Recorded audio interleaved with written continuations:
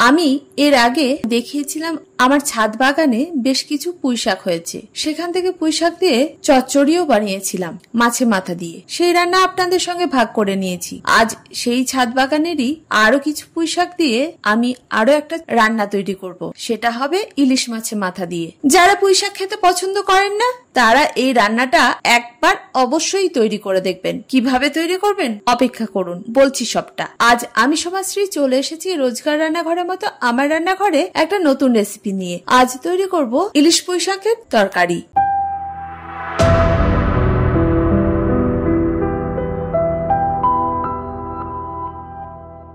এর জন্য কি কি লাগবে? আমি নিয়েছি দুটো ইলিশ মাছের মাথা। এই মাথাগুলোর টেস্ট ইলিশ মাছের থেকে অনেক বেশি হয়। যারা জানেন না তারা একবার তৈরি করে দেখবেন রান্নাটা। আর নিয়েছি 4টে মিডিয়াম সাইজের আলু, লম্বা লম্বা করে কেটে নিয়েছি। এছাড়াও লাগবে দুটো বেগুন। আমি ছোট সাইজের বেগুন নিয়েছি যাতে লম্বা লম্বা করে কাটা যায়। আর ওই যে বললাম বাড়ির পুঁইশাক, যে ডাটাগুলোকে আলাদা করে নিয়েছি আর পাতাগুলোকে আলাদা করে নিয়েছি। সমস্ত সবজি খুব ভালো করে ধুয়ে নিয়েছি। এছাড়া লাগবে দুটো মিডিয়াম সাইজের পেঁয়াজ কুচি, বেশ কিছুটা রসুন আর স্বাদ অনুযায়ী কাঁচা লঙ্কা। এবার বলি কিভাবে তৈরি করবেন। প্রথমে প্রেসার কুকারে সামান্য জল নিয়েছি, এর মধ্যে দিয়ে দিয়েছি কেটে রাখা আলু আর পুঁইশাকের ডাটাগুলোকে। এটাকে মিডিয়াম আঁচে একটা সিটি দিয়ে ভাপিয়ে নেব।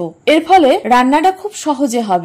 অন্যদিকে মশলাটাকে পেস্ট করে রেখে দেব। তাই নিয়ে নিয়েছি মিক্সি, এর মধ্যে দিয়ে দিয়েছি প্রথমে রসুন, কাঁচা লঙ্কা, 1 টেবিল চামচ কালো সর্ষে, 1 টেবিল চামচ সাদা সর্ষে বা হলুদ সর্ষে, এর সঙ্গে দিয়েছি স্বাদ অনুযায়ী নুন। এবার এটাকে ভালোভাবে পেস্ট করে রেখে দেব। তাই দিয়ে দিয়েছি সামান্য জল। এখন আমার মশলা রেডি। এটাকে একটা পাত্রে ঢেলে রেখে দেব। এরপর আমি মাছের মাথাগুলোকে সামান্য নুন আর হলুদ দিয়ে কিছুক্ষণের জন্য ম্যারিনেট করে রেখে দিয়েছি। চাইলে এটাকে মশলা তৈরি করার আগে মেখে রেখে দিতে পারেন, তবে কিছুক্ষণ রাখতে হবে ম্যারিনেট করে, যাতে মাছের মধ্যে নুন আর হলুদটা খুব ভালোভাবে মিশে যায়। আমি 5 থেকে 7 মিনিট মতো ম্যারিনেট করে রেখে দিয়েছিলাম। অন্যদিকে দেখুন আলু আর পুঁইশাকের ডাটাগুলো সিদ্ধ হয়ে গেছে, তবে খুব বেশি গলেও যায়নি। ঠিক এরকমই রাখতে হবে। 7 মিনিট পর আমি গ্যাসের মধ্যে হালকা আঁচে একটা কড়াই গরম হতে দিয়েছি। কড়াই গরম হয়ে গেলে দিয়ে দিয়েছি পরিমাণ মতো সর্ষের তেল। তেলটাকে খুব ভালোভাবে গরম করে নিতে হবে। এবার ওই তেলে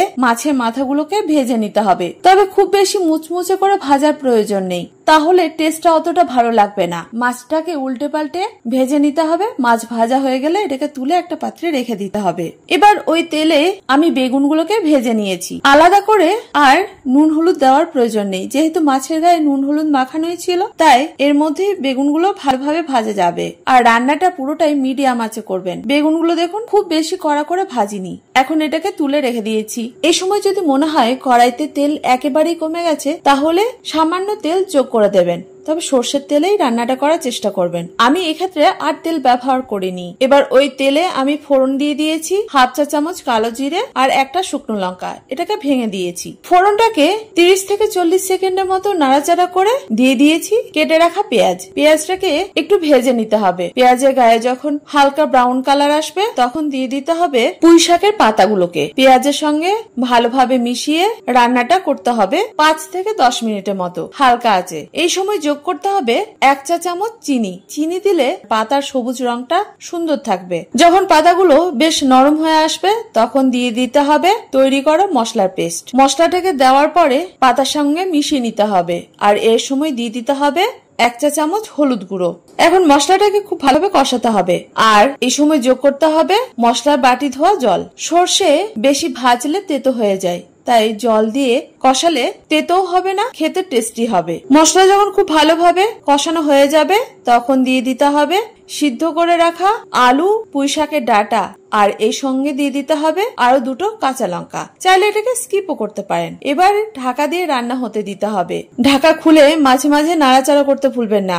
যখন মশলা থেকে সুন্দর একটা গন্ধ বের হবে, ওই ধরুন 5-6 মিনিটের মতো রান্নাটা করতে হবে ঢাকা দিয়ে। তারপরে ঢাকা খুলে যোগ করতে হবে ভেজে রাখা বেগুন আর মাছের মাথা। এটাকেও বাকি উপকরণের সঙ্গে মিশিয়ে নিতে হবে। আবার ওই 5-6 মিনিটের মতো ঢাকা দিয়ে রেখে দিতে হবে রান্নাটা পুরোপুরি হয়ে যাওয়ার জন্য।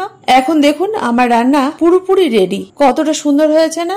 দেখতে যতটা সুন্দর হয়েছে, খেতে এর থেকে বহুগুণ টেস্টি হয়েছে। বিশ্বাস করুন, এই গাছের টাটকা শাক আর ইলিশ মাছের মাথা, ওহো কি যে বলবো আপনাদেরকে, এই রান্নাটা দিয়ে আমাদের 1 হাঁড়ি ভাত উধাও, আর কোনো পদ লাগেনি। বিশ্বাস হচ্ছে না? তাহলে একবার তৈরি করে দেখুন। তৈরি করার পরে কেমন হয়েছিল সেটা কিন্তু কমেন্টেই জানাবেন, ছবি সহ। আমার রান্না বা রেসিপি ভালো লাগলে লাইক শেয়ার করতে ভুলবেন না। আমার রান্না কে কোথা থেকে দেখছেন সেটাও কিন্তু কমেন্ট করে জানাবেন। আমার রান্না বা রেসিপি ভালো লাগলে লাইক শেয়ার করতে ভুলবেন না। যারা প্রথম আজকেই আমার রান্না দেখছেন, ইউটিউব থেকে দেখে থাকলে চ্যানেলটাকে সাবস্ক্রাইব করবেন, ফেসবুক থেকে দেখে থাকলে পেজটাকে ফলো করতে ভুলবেন না। এটাই আপনাদের কাছে ছোট্ট অনুরোধ। আর যারা প্রথম দিন থেকে আমার সঙ্গে আছেন তাদেরকে অসংখ্য ধন্যবাদ। যাই হোক, আজ এই পর্যন্ত। দেখা হচ্ছে পরবর্তী ভিডিওতে। আপনারা ভালো থাকুন, সুস্থ থাকুন। ধন্যবাদ।